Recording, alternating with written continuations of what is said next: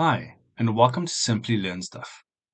In this video, we will take a look at the Sparklines group within the Insert tab.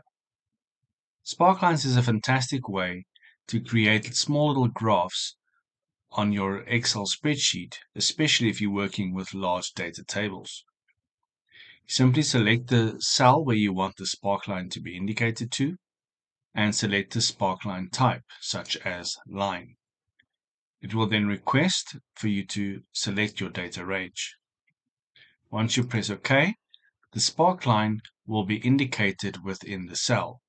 This is a small little chart that represents the data range that you have selected. You have a line type as well as a column type.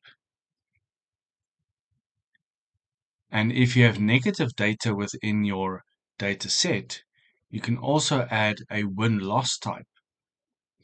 A win-loss type, instead of showing the indicated values like the line or column, it just shows a positive segment for if the value is positive, or a negative segment if the value is negative.